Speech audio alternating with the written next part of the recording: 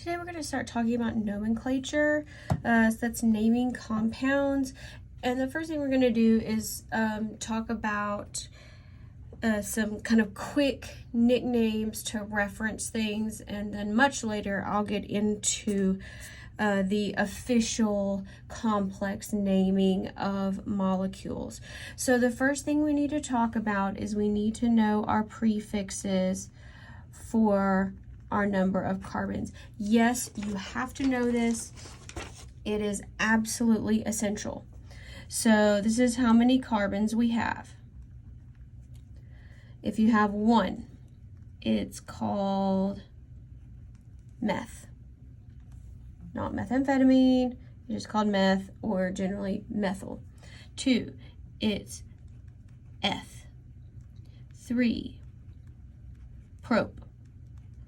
4, bute. 5, pent. 6, hex. 7, hept. These are Greek prefixes if you haven't noticed that already. Oct. 9, non. 10, dec. That's a short one. Yes, you can end up with more. Okay, now let's talk about how these can be arranged. So we're doing hydrocarbons. These only contain hydrogen and carbon. They're going to get more complex a little bit later.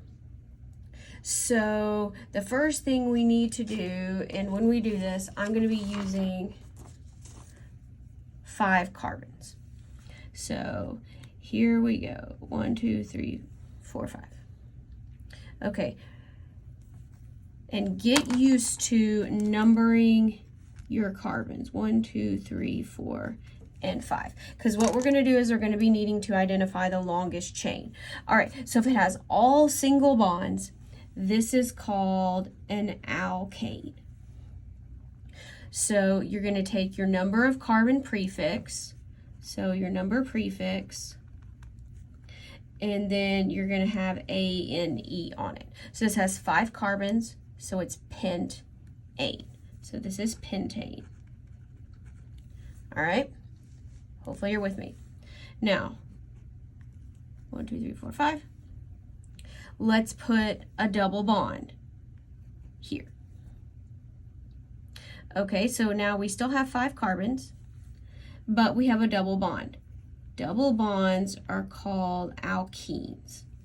Now, if it has at least one double bond, a carbon this can have more than one double bond, but we're only going to do one for now. So it's going to be your number prefix and the suffix ene. So this would be pentene. All right. Now, what about when we have a triple bond? 1, 2, 3, 4, 5. So remember, when we have triple bonds, we draw it straight. Otherwise, there can be a little space and it looks a little weird. So 1, 2, 3, 4, 5. All right. This is called an alkyne. So if there's a triple bond, it's called an alkyne. You can have multiple triple bonds. Yes, you can have combinations of all these. We'll get to that later. All right, so you're going to have your number prefix with the suffix yne. So this would be pentyne. All right. And what about when it's a ring? 1, 2, 3, 4, 5. All right, so a ring, it's called a ring. Here, you're going to say, okay, well, this has all single bonds, so you can have combinations here, but we're not going to deal with that yet. So a ring, we can't call it pentane because that's when they're all in a chain.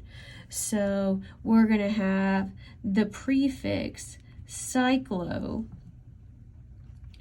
and then our number prefix, or our number of carbons, and then we're going to have our suffix for let's say type of bond.